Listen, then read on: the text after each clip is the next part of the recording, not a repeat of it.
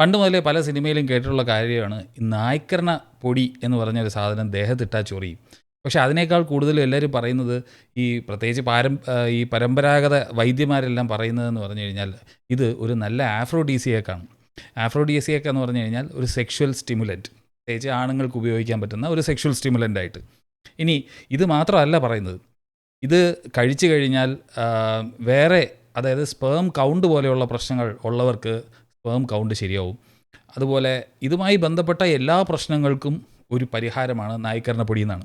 ഇതെല്ലാം പറയുന്നത് നിങ്ങൾ ചുമ്മാ ഒന്നും എടുത്ത് കഴിച്ചാൽ പോരാ, പാലിൽ ചാലിച്ച് കഴിക്കണം. പാലിൽ കൂടെ ചേർത്ത് കഴിച്ചു കഴിഞ്ഞാൽ ഇത് ഭയങ്കര എഫക്റ്റീവാണെന്നാണ്. ഇതിൻ്റെ പിന്നിൽ എന്തെങ്കിലും സത്യമുണ്ടോ എന്ന് നോക്കുന്നതിന് മുമ്പ് ഇപ്പോൾ ഇത് പറയാനുള്ള കാരണം കൂടെ മനസ്സിലാക്കണം.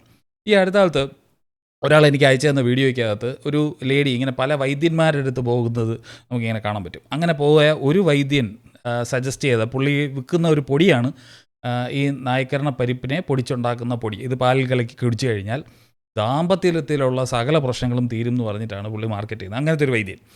അങ്ങനെ ഒരു വീഡിയോ കാണാനിടയായി. അപ്പോൾ ഇതിനകത്ത് എന്തെങ്കിലും സത്യമുണ്ടോ എന്നുള്ളത് നമ്മൾ പരിശോധിക്കണമല്ലോ. അപ്പോൾ അത് കാരണമാണ് ഇന്ന് വീഡിയോ ചെയ്യാമെന്ന് വിചാരിച്ചു. മ്യൂക്യൂണ പ്രൂറൈൻസ് എന്ന് പറഞ്ഞ പേരുള്ള ഈ സാധനം, അല്ലെങ്കിൽ വെൽവെറ്റ് ബീൻസ് എന്നറിയപ്പെടുന്ന, നമ്മുടെ നാട്ടിൽ നായ്ക്കരണ ചെടി എന്നറിയപ്പെടുന്ന ഈ ചെടിയുടെ കായ ആണ് കൂടുതലും ഈ പറഞ്ഞ പരിപാടിക്ക് വേണ്ടിയിട്ട് ഉപയോഗിക്കുന്നത്.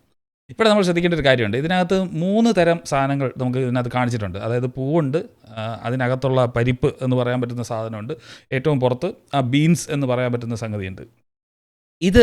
ഇതിൽ ഈ ബീൻസ് എന്ന് പറയുന്ന സാധനത്തിൻ്റെ പുറത്തുള്ള ഒരു മുടി പോലത്തെ ഒരു സ്ട്രക്ചറുണ്ട്.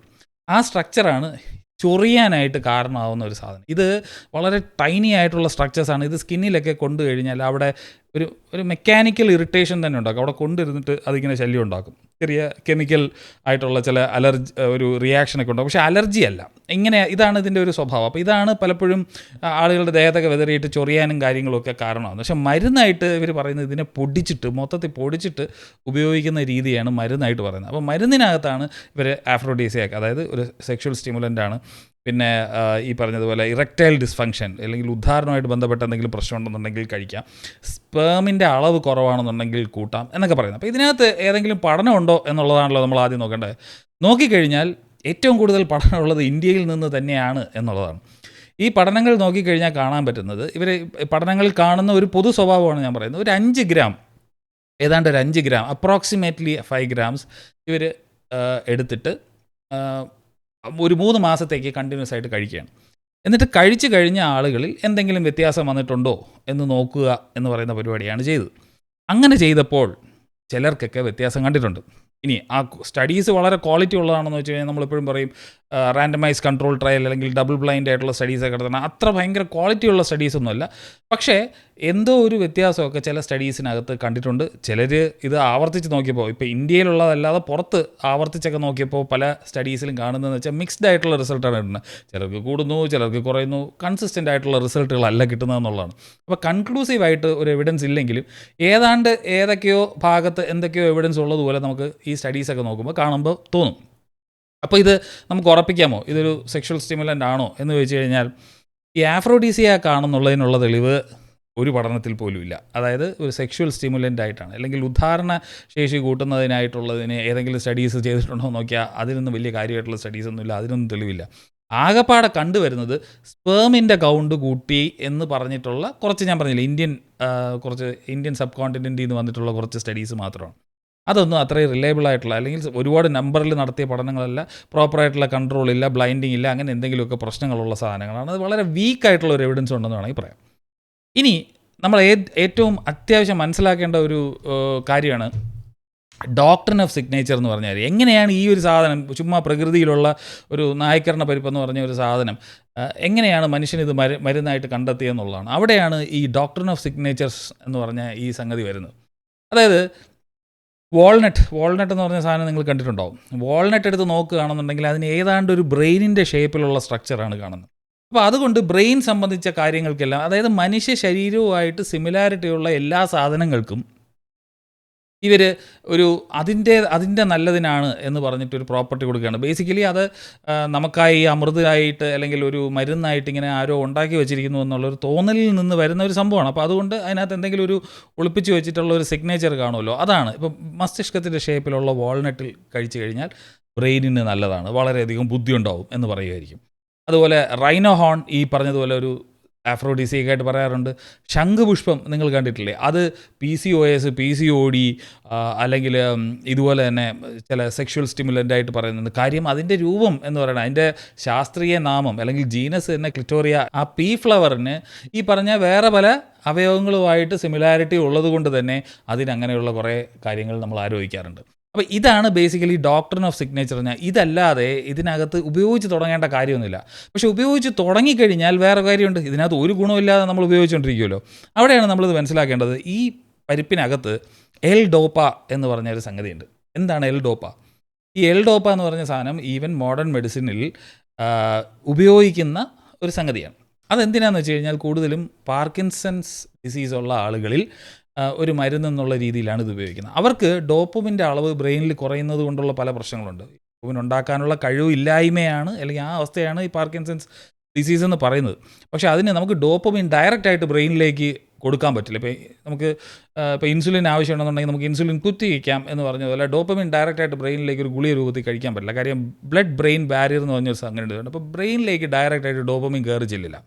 അപ്പോൾ അതിന് കൊടുക്കാൻ പറ്റുന്ന നമ്മുടെ മസ്തിഷ്കത്തിനകത്ത് ഉണ്ടാവുന്ന രീതി ഇത് തന്നെയാണ്. ബ്രെയിനിലോട്ട് എത്തുന്നത്, ഡോപ്പമിൻ എത്തുന്നതെന്ന് പറഞ്ഞാൽ ഈ എൽ ഡോപ്പയെ ഒരു എൻസൈമാറ്റിക് ആയിട്ട് കൺവേർട്ട് ചെയ്തിട്ട് ഡോപ്പമിനാക്കി മാറ്റുകയാണ് ചെയ്യുന്നത്. ഇതേ സംഭവം നമ്മൾ എൽ ഡോപ്പയാണ് കൊടുക്കുന്നതെന്നുണ്ടെങ്കിൽ ഇത് ക്രോസ് ചെയ്ത് പോകും എന്നുള്ളത് കൊണ്ടാണ് ഈ പാർക്കിൻസൺസ് ഡിസീസ് ഉള്ളവർക്ക് ഇത് കൊടുക്കുന്നത് എന്ന് പറഞ്ഞാൽ മാത്രമല്ല. അപ്പോൾ ഡോപ്പമിൻ ചെല്ലുമ്പോഴത്തേക്കും ഡോപ്പമിൻ കിട്ടിക്കഴിയുമ്പോൾ നമുക്കൊരു ഫീൽ ഗുഡൊക്കെ തോന്നും, ഒരു എനർജറ്റിക് ആയിട്ടൊക്കെ ഫീൽ ചെയ്യും. അപ്പോൾ ആ ഒരു സംഗതിയാണ് പലർക്കും ഈ പരിപ്പ് കഴിക്കുമ്പോഴും ഉണ്ടാകുന്നത്. അപ്പോൾ നമുക്ക് തോന്നും, എന്നാൽ കൊള്ളാലോ, ഈ സാധനം അവർക്ക് ഇത്രയും ഊർജ്ജവും കാര്യങ്ങളും ഒക്കെ കിട്ടുന്നു എന്നുണ്ടെങ്കിൽ പിന്നെ നമ്മളിതിൻ്റെ തടയേണ്ട കാര്യം എന്താണ്? അവർക്കൊരു ഇച്ചിരി ഊർജ്ജം കിട്ടിക്കോട്ടെ, കുറച്ച് ഡോപ്പമൈൻ കിട്ടിക്കോട്ടെ എന്ന് വിചാരിക്കുന്നിടത്താണ് വേറെ പ്രശ്നം. ആൻറ്റി സൈക്കോട്ടിക് ഡ്രഗ്സോ പാർക്കിൻസൺസിനുള്ള മരുന്നോ ഇങ്ങനെയുള്ള എന്തെങ്കിലും സാധനം കഴിക്കുന്നവർക്ക് ഇതും കൂടെ കഴിച്ചു കഴിഞ്ഞാൽ ആക്ച്വലി എൽ ഡോപ്പ കൂടുതൽ ചെല്ലുമ്പോൾ പ്രശ്നം ഉണ്ടാകാനുള്ളൊരു സാധ്യതയുണ്ട്. അതായത് സൈഡ് എഫക്ട്സ് ഇല്ലാത്ത സാധനമൊന്നുമല്ല ഈ സംഗതി. ഈ എൽ ഡോപ്പ എന്ന് പറയുന്ന സാധനം നമുക്ക് ആവശ്യത്തിൽ കൂടുതലൊന്നും കഴിക്കാൻ പറ്റില്ല. അതിന് പ്രിസ്ക്രൈബ്ഡ് ആയിട്ടുള്ള ഡോസ് ഉണ്ട്. അതുകൊണ്ടാണ് പറയുന്നത് ഈ ചെടിയിൽ നിന്നുള്ള കായും കാര്യങ്ങളൊക്കെ നമ്മൾ പൊടിച്ച് കഴിക്കുമ്പോൾ ഓരോ ചെടിക്കും ഓരോ ജനിതക ഗുണമായിരിക്കും. എല്ലാ ചെടിക്കും ഒരേ അളവിൽ, ഇപ്പോൾ ഗുളികയ്ക്കകത്താണെങ്കിൽ എൽ ഡോപ്പ ഇത്ര mg എന്ന് പറഞ്ഞാൽ അത്രേ കാണുള്ളൂ. പക്ഷേ ഈ കായ്ക്കകത്ത് കൃത്യ അളവൊന്നും ആയിരിക്കില്ല. ഓരോ ചെടിയും വളരുന്ന സാഹചര്യത്തിന് അതിൻ്റെ ജനിതക ഗുണം, അതിനിടുന്ന വളം, അതിന് കിട്ടുന്ന ബാക്കിയുള്ള എല്ലാ സംഭവങ്ങളും കൂടെ വെച്ച് നോക്കുമ്പോഴത്തേക്കും അതിന് ഏറ്റക്കുറച്ചിലുകളുണ്ടാവും. അപ്പോൾ കൃത്യം ഡോസിൽ നിന്ന് നമുക്ക് എൽ ഡോപ്പ കഴിക്കാനായിട്ട് ഈ നായ്ക്കരണ പരിപ്പ് കഴിച്ചിട്ട് കാര്യമില്ല. അപ്പോൾ ഇത് കഴിച്ചാൽ സൈഡ് എഫക്ട്സ് ഉണ്ടാകാനുള്ള സാധ്യതയുണ്ട്. സൈഡ് എഫക്ട്സിനെ കുറിച്ച് പഠിച്ചിട്ടുണ്ട്. അപ്പോൾ അതുകൊണ്ട് അങ്ങനെ കഴിക്കാൻ പറ്റില്ല. ഇനി മനസ്സിലാക്കേണ്ട കാര്യം ഇതാണ് സംഗതി. ഒരു വൈദ്യനെ മാർക്കറ്റ് ചെയ്യാനായിട്ട് ഇവരെല്ലാവരും പറയുന്ന, ഈ വൈദ്യന്മാർ പൊതുവേ പറയുന്നൊരു കാര്യം എന്ന് പറഞ്ഞു കഴിഞ്ഞാൽ, ഞങ്ങൾ മാർക്കറ്റ് ചെയ്യാറില്ല, ഞങ്ങൾ സോഷ്യൽ മീഡിയയിൽ ഇൻഫ്ലുവൻസ് ചെയ്യേണ്ട ആവശ്യമില്ല, ഞങ്ങളുടെ മരുന്ന് വളരെ പവർഫുൾ ആയിട്ടുള്ള മരുന്നാണ്, അതുകൊണ്ട് ആളുകളെ ഇങ്ങനെ പിടിച്ച് കെട്ടിക്കൊണ്ടുവരും എന്നാണ് പറയുന്നത്. പക്ഷേ ഇതുപോലെയുള്ള ചാനലുകളിൽ വന്നിട്ട് ഇങ്ങനെയുള്ള കുറേ ആളുകളുണ്ട്. അവരുടെ എല്ലാ ജോലി എന്ന് പറഞ്ഞു കഴിഞ്ഞാൽ ഇതുപോലെയുള്ള മനുഷ്യരാരും കേട്ടിട്ടില്ലാത്ത വൈദ്യന്മാരെ തപ്പിപ്പിടിച്ച് പൊക്കിയെടുത്ത് പ്രൊമോട്ട് ചെയ്യുക എന്നുള്ളതാണ്. അപ്പോൾ നമ്മൾ വിചാരിക്കും അവർ ഇൻട്രസ്റ്റിൻ്റെ പുറത്ത് ചെയ്യണം. അല്ല, അവിടെയാണ് സംഭവം നടക്കുന്നത്. ഈ ഇൻഫ്ലുവൻസേഴ്സിനെ അല്ലെങ്കിൽ മാർക്കറ്റിംഗ് ചെയ്യുന്ന ടീമുകളെ നോക്കിക്കഴിഞ്ഞാൽ മനസ്സിലാവും. അവർ നമ്പറും കൊടുത്തിട്ടുണ്ട്, എനിക്ക് ഇത്ര സബ്സ്ക്രൈബേഴ്സ് ഉണ്ട്, നിങ്ങൾക്ക് അഡ്വർടൈസ് ചെയ്യണമെങ്കിൽ എന്നെ കോൺടാക്ട് ചെയ്യാമെന്ന് പറയും. അങ്ങനെ ഈ വൈദ്യന്മാർ ചെന്ന് പെടുന്നത് കൊണ്ടാണ്. ഇപ്പോൾ ഇവരുടെ അതേ ചാനലിൽ തന്നെ ഉണ്ടായിരുന്ന വേറൊരു വൈദ്യം പറയുന്നത്, എനിക്ക് സോഷ്യൽ മീഡിയയിലൊന്നും വരേണ്ട ആവശ്യമൊന്നുമില്ല, അല്ലെങ്കിൽ സോഷ്യൽ മീഡിയ ഒന്നും ഞാൻ നോക്കാറില്ല, വേണമെന്നുണ്ടെങ്കിൽ വന്നാൽ മതി, സൗകര്യം ഉണ്ടെങ്കിൽ വന്നാൽ മതി എന്നാണ്. പക്ഷേ അങ്ങനെയല്ല. അവരുടെ ചാനലിൽ അഡ്വർടൈസ്മെൻറ്റ് എന്നുള്ള രീതിയിൽ, അല്ലെങ്കിൽ അവർ ഫീച്ചർ ചെയ്യാൻ വേണ്ടിയിട്ട് അങ്ങോട്ട് പൈസ കൊടുക്കണം. അതെങ്ങനെ മനസ്സിലാവുന്നു എന്ന് വെച്ച് കഴിഞ്ഞാൽ, നിങ്ങളത് നോക്കിക്കഴിഞ്ഞാൽ തന്നെ കാണാം. ഇത്ര ഫേസ്ബുക്ക് ഫോളോവേഴ്സ് ഉണ്ട്, 550K ഫേസ്ബുക്ക് ഫോളോവേഴ്സ് ഉണ്ട്, യൂട്യൂബിൽ 400K സബ്സ്ക്രൈബേഴ്സ് ഉണ്ട്, അതുകൊണ്ട് പെയ്ഡ് പ്രൊമോഷൻ വേണമെങ്കിൽ ഈ നമ്പർ വിളിക്കൂ എന്ന് അവർ തന്നെ ഇൻസ്റ്റാഗ്രാമിനകത്ത് എഴുതി വെച്ചിട്ടുണ്ട്. അപ്പോൾ ബേസിക്കലി ഇത് അവരുടെ ഗുണങ്ങളെല്ലാം മനസ്സിലാക്കിയിട്ട് പറയുന്നതൊന്നുമല്ല, അതൊരു പെയ്ഡ് പ്രൊമോഷൻ ആണെന്നുള്ള തിരിച്ചറിവാണ് നമുക്ക് വേണ്ടത്. ഇനി ഈ നായ്ക്കരണ പരിപ്പിൻ്റെ പുറകിലുള്ള രഹസ്യം എന്താണ് എന്ന് പറഞ്ഞ് പലർക്കും സംശയമുള്ളതുകൊണ്ട് ഞാൻ പറയുകയാണ്, നായ്ക്കരണ പരിപ്പ് കഴിച്ചു കഴിഞ്ഞാൽ ഇനി അഥവാ എന്തെങ്കിലും തോന്നുന്നെങ്കിൽ അതിനകത്തുള്ള എൽ ഡോപ്പ കാരണം തോന്നുന്നതാണ്.